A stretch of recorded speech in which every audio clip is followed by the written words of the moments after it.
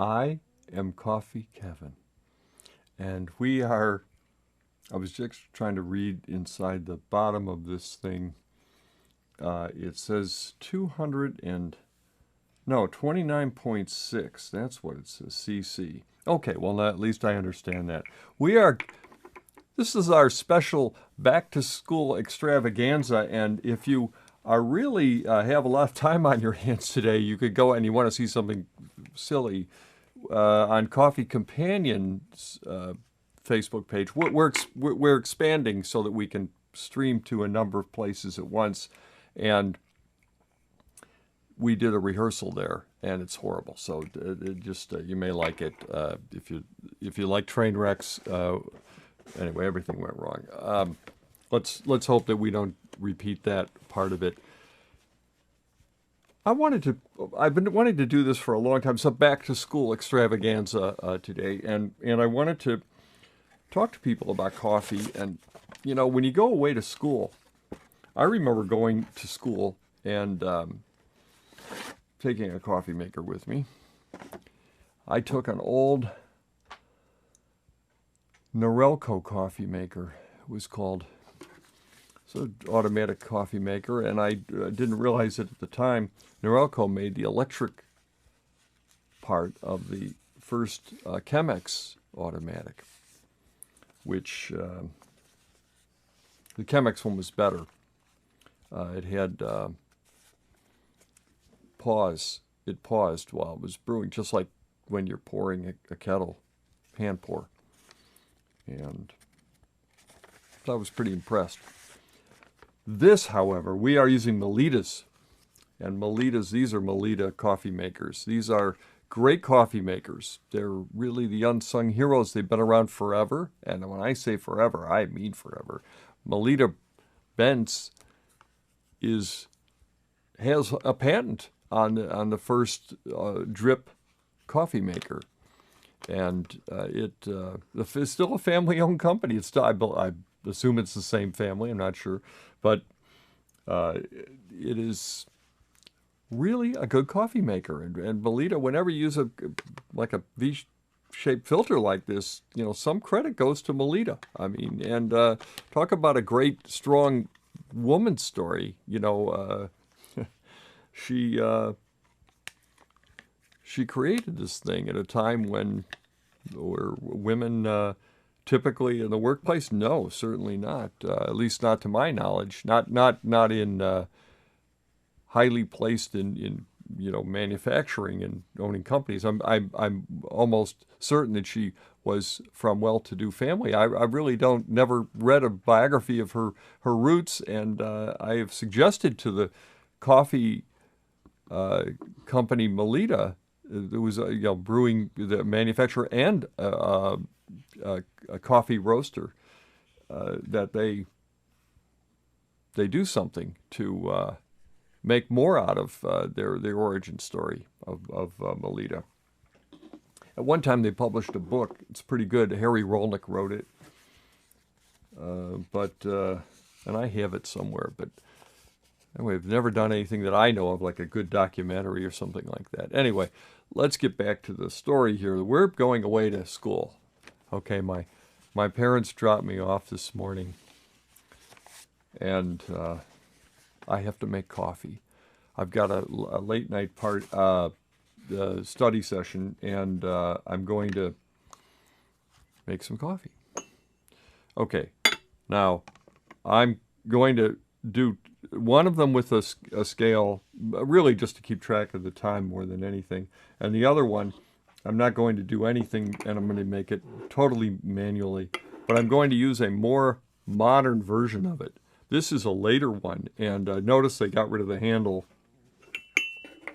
to streamline it. But they also opened it up in here, and I like that because it makes sense. Because if you're doing it visually, you put the filter in here, and by the way, these are number 4 filters. I have number 2 filters, but we can't find them today. 1 scoop, and then you can watch in here and see when it's done, because you really just want to quit. Otherwise, you have to use a scale, and it's not really, in my opinion, part of the gestalt of this brewer is its simplicity. And, you know, I mean, if you're getting into scales and, you know, maybe there's a certain geek self-fulfillment aspect to it, but I'm not convinced that it gets you anything in the cup. So let's see what we can do. I've got the new Bonavita kettle, which is called a Cosmopolitan. They finally did it. Laura, thank you. You made you and your husband and I prevailed upon you. We've been looking for, both of us are people that can taste metal or say we can, and this is glass. She's done it, so I appreciate that. Let's see. It's got some nice keep warm feature here. Hold. It also has a feature where when you just open it out of the box, you have to set it up to boil, and it calibrates itself. So I really like that aspect. At least it indicates that it would be more accurate given my whatever altitude I'm at, etc. So let's see if that's correct, but I'm not sure that's correct. Okay, here we are. I'm getting it warmed up. I'm going to 198. I'm going to put 1 scoop in each one, and that's about 10 grams, maybe a little more. And I already ground it. I was going to grind it. My parents sent me off to school with 2 manual grinders. One is a Zassenhaus grinder. Read about this in the first Ken. Oh, I see. You know what? I'm sorry, Mike. Michael had the shuttle set up, and what do? I pick it up. That's just how I am. The Zassenhaus grinder, German grinder, designed to be perfectly held by your legs in place, and you put it on your lap and you grind it up. Anyway, it's same thing. This one is not is differently designed. This is a Peugeot. I use the Peugeot to actually grind the coffee because I really like the Peugeot's grind. This is a French grinder. Yes, it is the same Peugeot company, and beautiful works of art. You know. So it just shows you can get good grinders pretty inexpensively, although they're not as inexpensive as they look.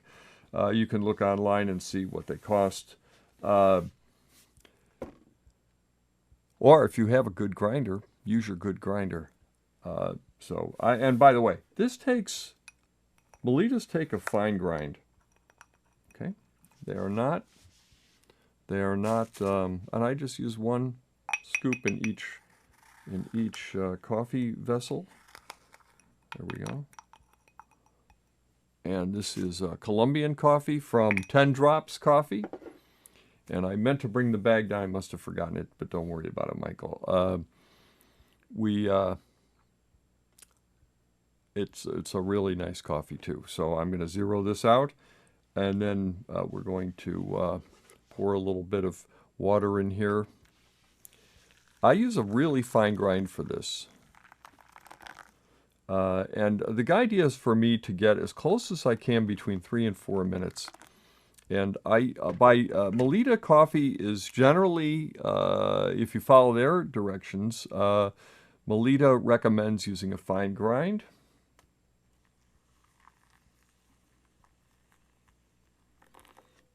Melitta recommends using very little coffee, I think, 7 grams per cup. That may be, I'm sure it's probably a 5-ounce cup, but it's a little less than requisite in the coffee industry. Of course, keep in mind the coffee industry numbers were arrived at by roasters, and of course they would like you to use more coffee, but I'm not that cynical. I think they actually chose what they thought tasted best too, because they do want you to enjoy the coffee and come back for more. So they're not just telling you to use more for no reason, although I would always be a little bit wary. But here we go, and this is a pretty fine grind. The water is temperature, I try to keep it around 198. 200 degrees would be the maximum.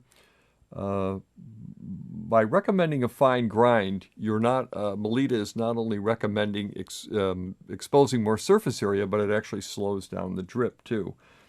And the idea is, look at this, we're at 1 minute and 37 seconds, and we're already almost at the top of this this brewer. And this one, we are at the top. So actually, I'm going to remove that.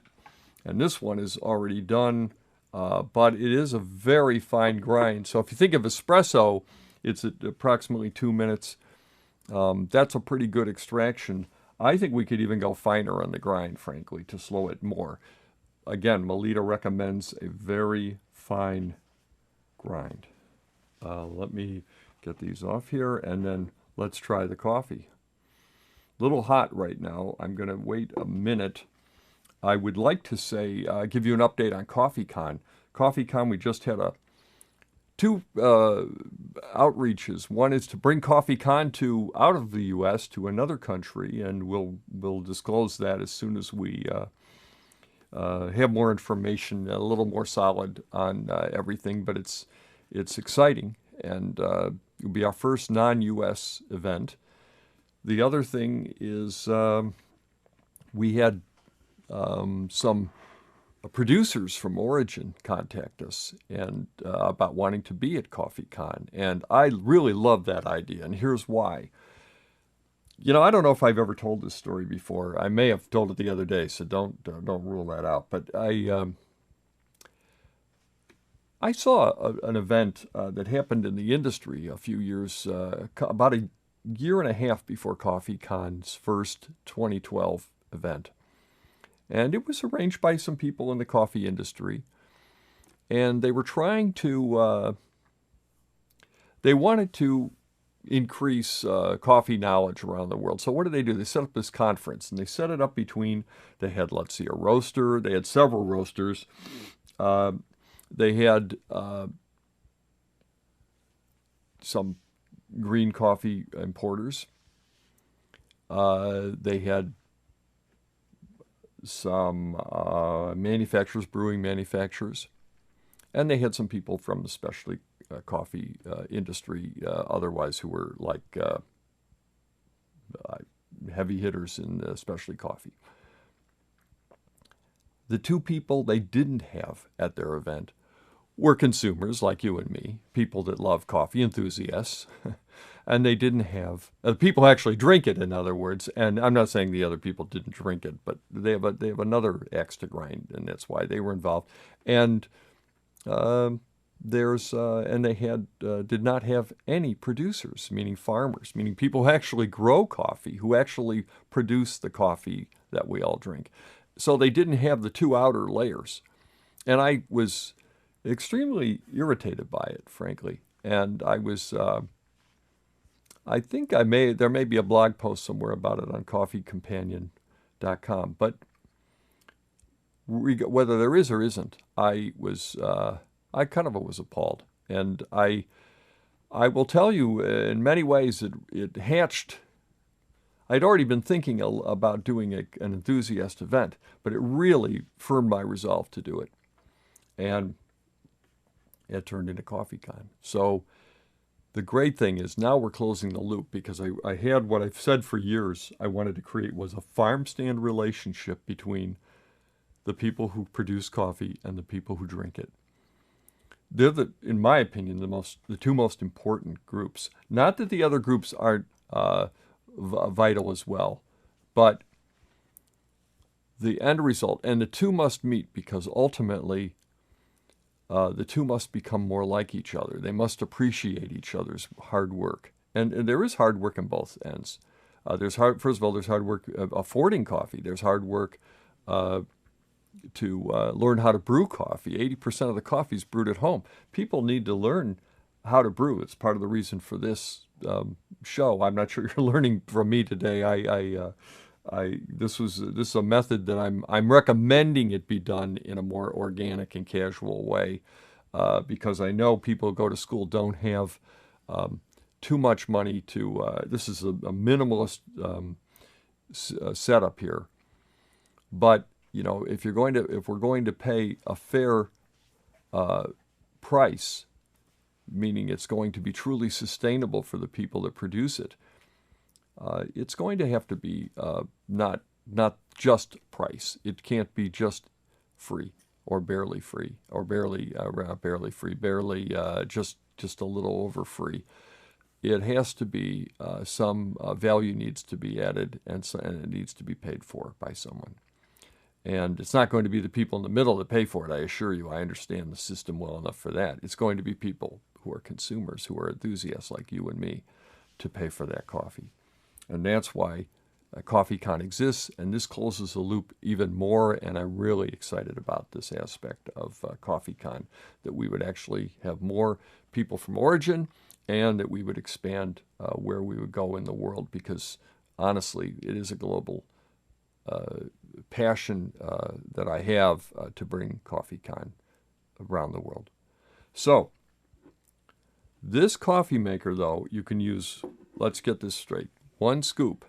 That's I was going for the 20 cc, 29.6 cc's, but forget it. It's 10 grams. It's a 10-gram scoop. It's a 2 tablespoon, I think, scoop is sometimes what it's called. Approved coffee measure, sometimes you see it called. If you don't have a scale, you can still do this method. You get one of these. Use a number 2 filter. This is, by the way, a competitor that, well, if 1 hole is good, 4 has got to be better. Actually, I don't think so, but that's a different story, different segment. We need a grinder if you're going to use fresh coffee. If you absolutely can't use fresh coffee, you know what? Get it ground at the store. But I highly recommend. You can find grinders on eBay. And generally, if you there's even something you can run through it. You can Google all this so that you can, in fact, clean a grinder. But usually, I've ordered a few grinders online, and I've had no problem with them. They're generally someone's either moved up onward and upward to another grinder, or they just, for whatever reason, decide to sell a grinder. So that is Zassenhaus, and that's Peugeot. There's inexpensive grinders of all kinds. I don't recommend a blade grinder, only because it doesn't do a very good job with coffee. Coffee, it's absolutely critical that the grind be as consistent as it can be. A finer grind, however, is at least easier than a coarse grind. A Chemex grind is actually more difficult than a grind for a coffee maker such as the Melitta coffee maker. Then you got to get your, let's see, I mentioned number 2 filters, your coffee, and then the amount of water, just is enough for 1 cup. This is really a 5-ounce cup, and I find that this is, oh, now it's cool enough. Well, it turned out really nice. It's got, there's almost a nutmeg note in this. Very, very subtle. I wonder if it's on the package. It's really a good Colombian coffee. It's a Nariño. It's apparently the part of Colombia it's from. By the way, this is an interesting note about Colombia. Years ago, Colombia was a coffee that was, you would get Colombian coffee would be revered, and it should be revered. Colombia is a good producing country, but it also, the interesting thing about it is that it was graded by size. I think I've mentioned this recently. You couldn't buy it by the region. Now you can buy it from regions. You can buy it from specific farms. That really means there's a lot of different tastes that are called Colombia that fall under that umbrella, not just one. It's not a blend anymore. If you think about it, Colombian coffees at the time were mostly blends of 100% Colombian coffee, yes, and still very good, but there's nothing like getting it. You can get it down to the farm, and one thing, Colombia has an infrastructure where it is traceable like that, and that's a positive about Colombian coffee. So I would definitely seek out single origin coffees, but you're going to be at school. You want to have someone over for coffee. These coffee brewers, by the way, make up to 2 cups. The challenge is you need to brew it into a larger vessel, even if it's a big glass. That's a heavy-duty tempered glass. You just want to brew it into that so that you make sure that the coffee is all mixed up.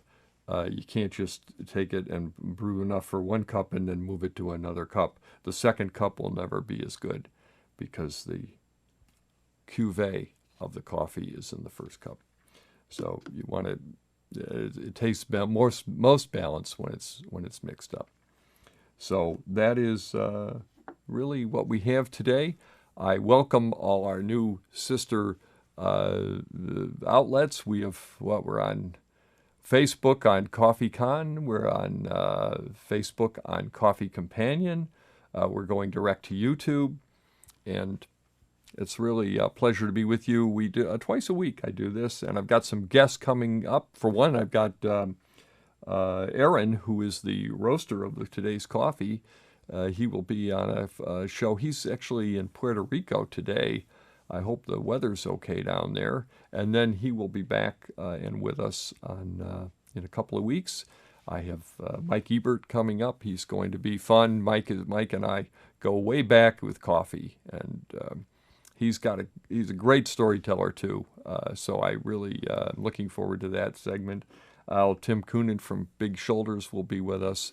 And I've got Laura Summers from Espresso Supply coming here. And then I've got Lisa McInnes, and she is from Brim. And Brim will be, Brim's is kind of new to the marketplace, or at least they're new to the U.S. marketplace, but they are doing some really exciting things. Anyway, I'm Coffee Kevin. It's great to see you, and keep drinking the best coffee and keep brewing it right. Brew it better than I did today. I don't know why. One of the reasons I like doing it live, though, is because the excitement of it. And once in a while, frankly, I mess up, and that's not bad. You know, if you're not making any mistakes, you're not moving upwards and onwards. I'm Coffee Kevin. See you soon.